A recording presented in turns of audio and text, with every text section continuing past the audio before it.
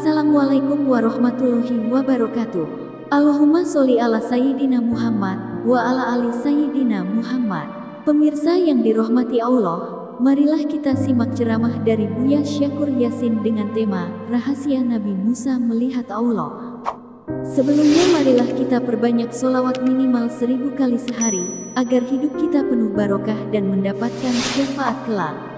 Jangan lupa berikan dukungan kepada channel kami dengan memberikan super thanks seikhlasnya. Marilah kita doakan semoga almarhum Buya Syakur Yasin diberi tempat terbaik di sisi Allah dan amal ibadahnya diterima. Amin ya robbal alamin. Buka halaman 36. Mana tuh? Hah? Wahaza. Bismillahirrahmanirrahim. Wa hadza tajarrud huwa babur ru'yah wal madkhal ila al-hadrah wal waqfiyah wasyuhud. Tajarrud ini, tajarrud itu apa sih bahasa Indonesianya itu? Iya, bertelanjang, ya bertelanjang, tidak terikat, tidak terbawa, tidak, ya enggak juga, adalah babur ru'yah, merupakan pintu ru'yah, penglihatan, wal madkhal, dan pintu masuk, ilal hadrah wal waqfiyah, menuju pintu masuk menuju kehadiratan Tuhan, wal waqfah, dan bersimpuh di hadapan Tuhan, wasyuhud, dan berhadapan dengan Tuhan, fayaziju bihi fi anwarin la tabqa wa la tazar. Ketika kita sudah melihat, sudah masuk, sudah bersimpuh di hadapan kehadiran Tuhan, sudah berhadapan, ketika itulah kita tenggelam dalam cahaya. La tabqa wa la tazar, yang tidak menyisakan apapun, semuanya menjadi hilang, langka apa-apa. Kita akan tenggelam dalam cahaya dan akhirnya tidak ada apa-apa. Wa huwa ma yasifuhu sufi bi annaha ru'yah qalbiyah. Inilah yang biasa disebut oleh orang-orang sufi sebagai pandangan hati, penglihatan hati, lidzati, terhadap zat ketuhanan, muta'alliqatun wa mahjubatun bi anwariha, sangat tergantung dan sangat tertutup bi anwariha, dengan cahayanya. Saking padangnya ilang kabeh sampai langkah singkaton. Wahwa budun wa zuhurun, itulah penampakan dan penampilan. Yusahibuhu ikhtifaun, setelah itu tersembunyi atau disertai dengan ketersembunyian. Penampilan dan penampakan yang disertai dengan ketersembunyian. Ketersembunyian apa? Ikhtifau kullu syai'in, ya. Disertai dengan ketersembunyian apa saja. Itulah yang disebut penampakan dan penampilan yang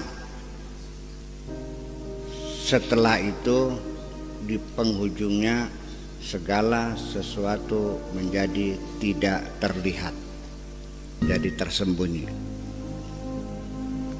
Wa halatun minal mahwi tam, dan berada pada kondisi penghapusan total, hapus semuanya, enggak kelihatan, enggak ada yang nampak, tenggelam dalam cahaya yang luar biasa.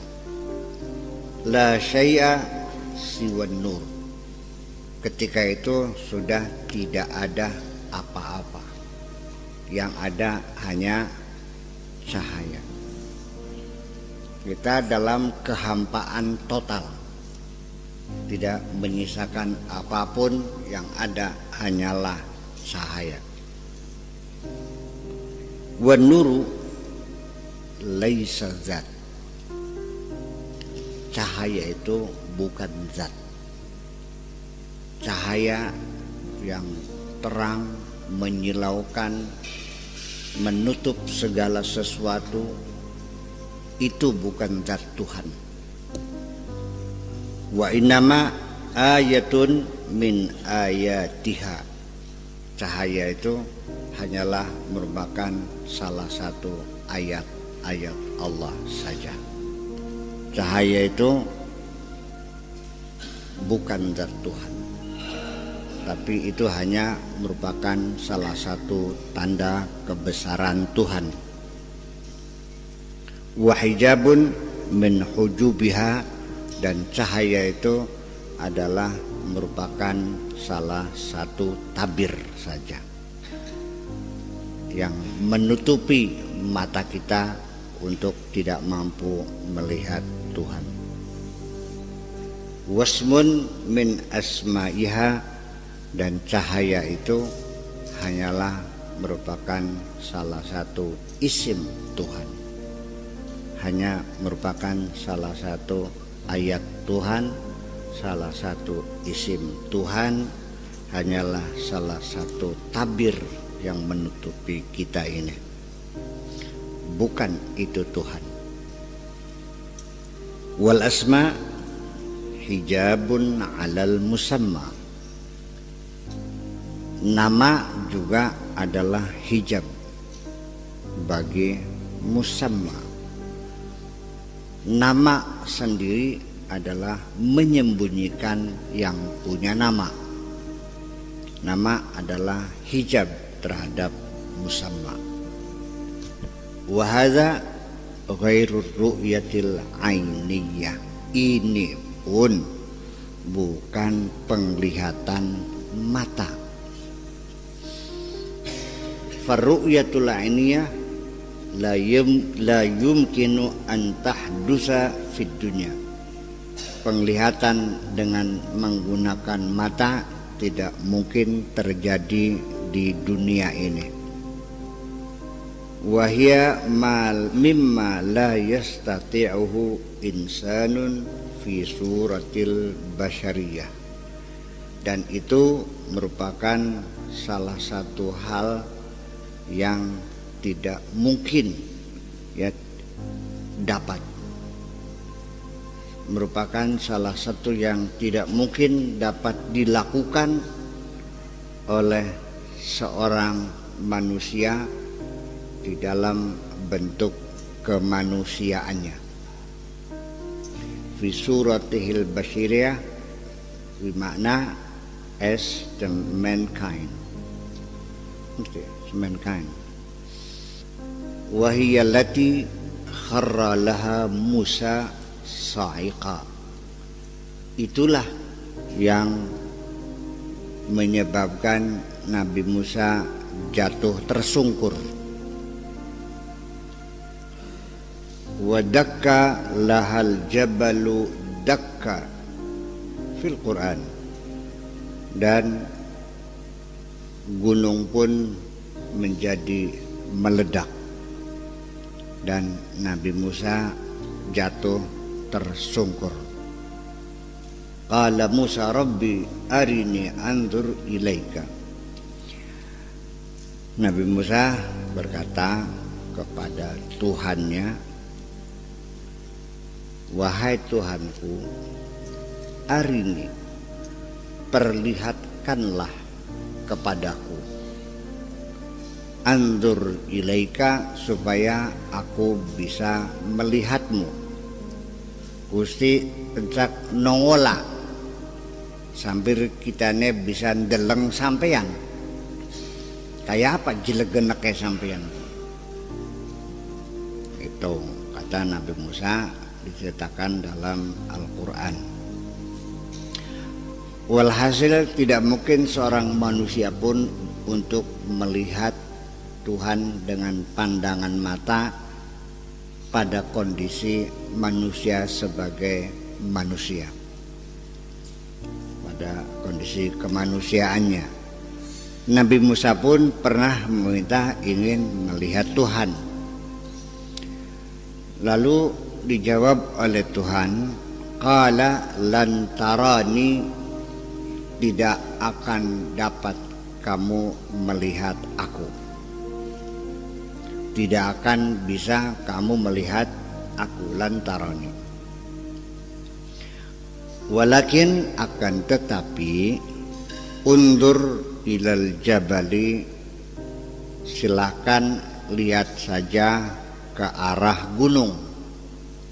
Lihatlah gunung, fa in istaqarra makanahu, kalau gunung itu masih tetap di tempatnya, fa saufa tarani. Kalau gunung itu tetap utuh di tempatnya, kamu bisa melihat aku. Falamma tajalla rabbuhu lil jabali, ketika Tuhannya Nabi Musa bertajalli kepada gunung, jangan menampakkan, jangan memperlihatkan aja di mana nih ngaton, aja di mana nih nongol. Wis tajalli maknanya bukan itu. Saya sampai sekarang belum bisa menemukan istilah yang maknanya persis tajalli. Dibilang nongol tidak, menampakkan, ngaton, jelegenek, sudah tajalli saja. Ngerti surah belibis? Ya, bertajalli. Falamma tajalla lil jabali, falamma tajalla rabbuhu lil jabali, ketika Tuhan bertajalli kepada gunung, ja'alahu dakka, menyebabkan gunung itu meledak. Wa kharra Musa sa'iqa, dan Musa jatuh tersungkur, geblag klenger gitu. Jadi jatuh tersungkur ku geblag klenger bahasa Jawanya. Bahasa Indonesianya bukan, bahasa Indonesianya jatuh tersungkur. Beli tepat sih bagusnya bahasa Jawa. Geblag klenger. Ngerti? Bukan geblag klenger. Geblag tuli klenger. Bukan jatuh tersungkur, geblag tuli klenger. Falamma afaqa, ketika dia siuman, ketika dia sadar, iya, nalikane eling, bukan bangun, eling, sing klenger, bakates klenger eling, bakates turu ngilir. Nalikane eling, bu eling bu bahasa Indonesia apa? Tersadar. Qala subhanaka tubtu ilaik. Maha suci engkau, aku bertobat ya Tuhanku. Wis tobat beli maning-maning. Wa ana awwalul mu'minin, akulah orang yang pertama kali percaya. Walam yas'aq Musa di ru'yati zat. Musa kelengerku duduk karena ndeleng zatullah. Dia jatuh pingsan itu bukan karena melihat zat, tetapi wa innama li ru'yati tajalliha ala syai'in akhar. Dia jatuh pingsan itu karena melihat Allah bertajalli kepada sesuatu yang lain, kepada gunung. Wa huwal jabal. Jadi Nabi Musa pingsan itu bukan melihat Tuhan, tapi melihat tajallinya Tuhan kepada sesuatu yang lain, yaitu gunung. Gunungnya meledak, jadi Nabi Musa ki kelenger ki kaget ndeleng gunung meledak barangnya. Dudu ndeleng pangeran tuh ndeleng gunung meledak barangnya. Lamun Gusti Allah bertajalli ning Nabi Musa jadi abu. Ya, jadi debu-debu kosmis. Peterbangan maning.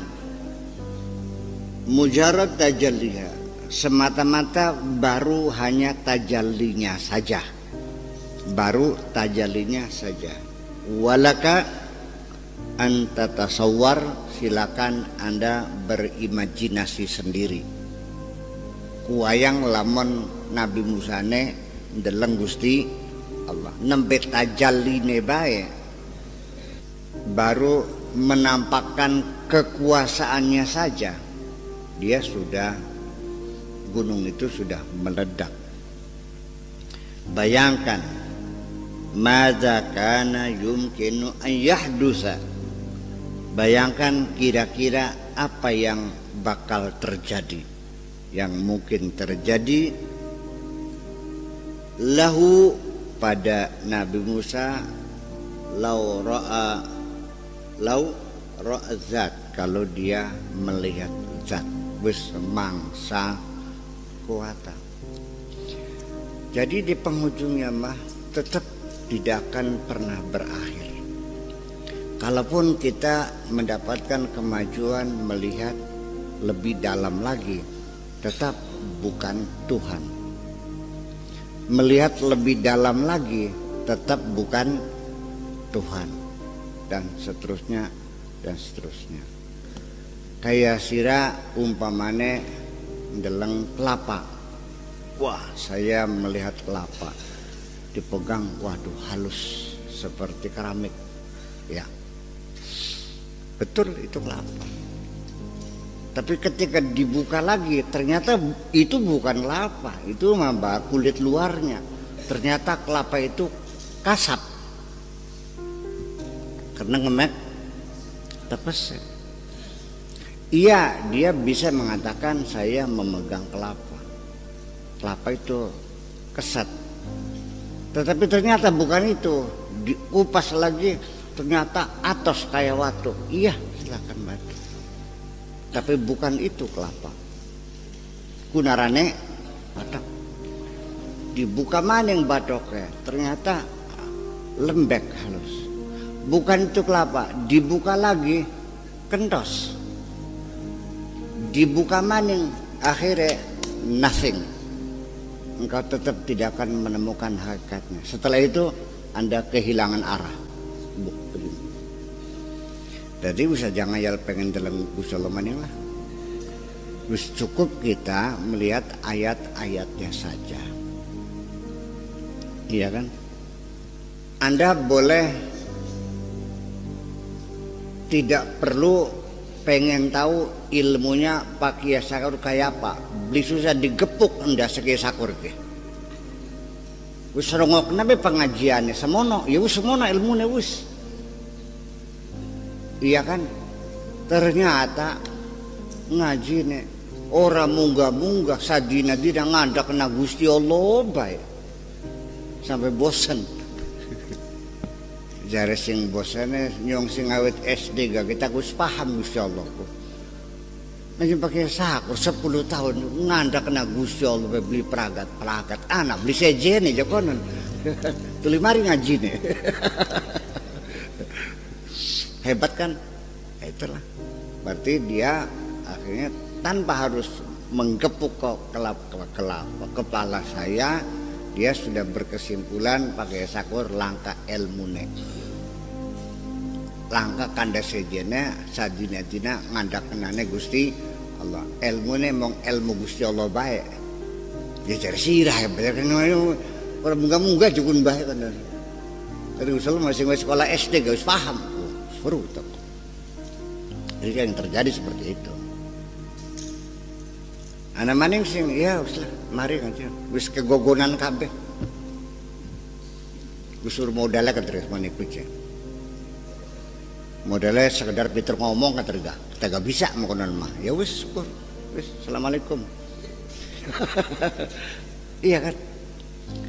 Ketika kita membaca ayat-ayat Allah juga kita akan bervariasi seperti itu. Ana sing plangap-plongo beyana. Ana sing manggut-manggut ya. Ana. Sisok fitri ana.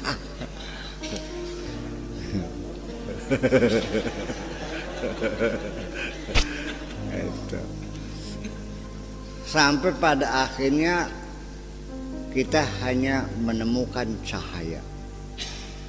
Setelah kita menemukan cahaya, semua yang ada menjadi tertutup oleh cahaya itu. La yabqa wa la yazar, la tabqa wa la tazar. Tidak ada yang tersisa, tak habis, hilang kabeh. Itulah Nabi Musa baru melihat sesuatu yang menjadi tempat tajallinya Allah. Bukan Nabi Musa yang melihat tajalli. Nabi Musa tidak melihat tajalli. Dia melihat gunung. Yang melihat tajalli adalah gunung. Allah memperlihatkan tajallinya kepada gunung. Nabi Musa melihat gunung. Kan gitu. Gus klenger semua. Geblak. Ya artinya mungkin kita gak pada delong wong wadon ayo pisan geblak kita geblak klenger kita ora saking ayune ngopiok geblak klenger insyaallah pikirnya. Jadi artinya apalagi kita melihat tajalli, melihat Tuhan, kita melihat keindahan alam ciptaan Allah saja, itu banyak yang menyebab kita jatuh terpingsan. Nanti lebih gitu. Fir'aun itu sangat berwibawa. Sepisan bentak uang, klenger uang aja dengan itu. Pulane tidak mungkin ada orang yang bisa menghadapi Fir'aun yang kudu wong pogal kayak Nabi Musa, bahkan peloga. Hanya satu-satunya yang mampu menghadapi Fir'aun adalah Nabi Musa. Semona pogale Nabi Musa sepisan jotos wong modar dak blag mati yang buset saking galaknya dosa ngeper ngadepi Fir'aun. Rabbi ini akhafu an yaqtulani. Kita nih dipodari jengkot nih. Kehebatan wibawa manusia saja sudah bisa menyebabkan orang jadi pingsan. Apalagi kita melihat kehebatan Allah. Atau gini sajalah, saya jadi berandai-andai. Jangan-jangan tajalli ini yang tepatnya Allah menunjukkan kehebatannya ya.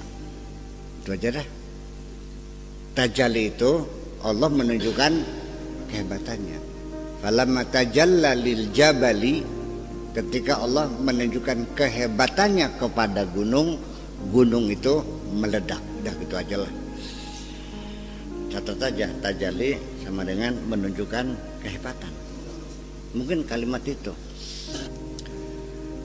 Itulah makanya oleh karena kita sama-sama tidak pernah menggapai kemutlakan itu, kita tidak pernah mencapai kemutlakan itu, dan kita tidak pernah mampu melihat Tuhan, sehingga apa yang diceritakan orang tentang Tuhan semuanya dalam batas kemampuan orang itu berpikir.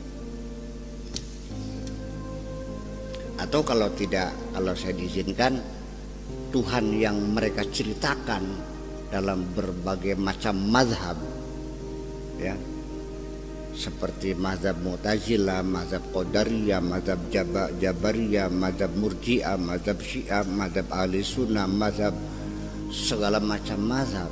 Itu adalah Tuhan-Tuhan dalam imajinasi mereka yang sama-sama tidak tahunya.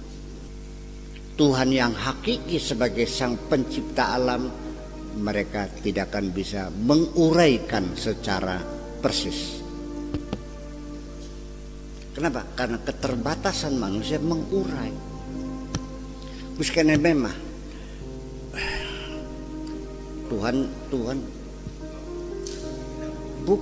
Tuhan terlalu tinggi, susah untuk diurai.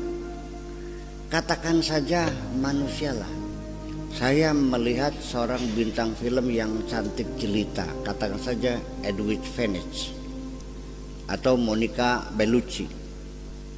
Kenal nggak Monica Bellucci? Catherine Deneuve nggak tahu juga. Saya menceritakan kekaguman perempuan cantik itu kepada Taryono. Terus ketemu karang wadon, cungure mengkenen, matane mengkenen, kupingnya mengkenen, alisnya mengkenen, pipinya mengkenen, janggutnya mengkenen. Saya ceritakan semuanya. Oke? Saya mendeskripsikan seorang perempuan cantik dengan kemampuan bahasa. Dan saya punya kemampuan bahasa di atas rata-rata. Sehingga saya bisa bicara lebih jelas. Rinci saya menceritakan perempuan yang saya lihat itu, saya ceritakan semalam suntuk kepada saudara Taryono. Kebetulan Taryono sebagai ahli lukis, lalu dia berimajinasi. Saya bercerita semalam suntuk tentang Edwidge Fenech atau Monica Bellucci lah. Begini. Saudara Taryono pandai melukis, sehingga cerita saya itu membangun imajinasi. Imajinasinya dituangkan dalam lukisan. Pertanyaan saya, lukisan Taryono dengan Monica Bellucci yang saya ceritakan sama nggak gambarnya? Beda. Selesai. Apalagi yang sama-sama tidak pernah melihatnya. Paham begini? Jadi pula nih bakal tukaran-tukar gobarnya pada beli pahame kan enggak? Bakal uang pada tukaran itu. Ini yang sudah beli pasti beli tukaran gede. Iya, setil yakin. Lah itulah.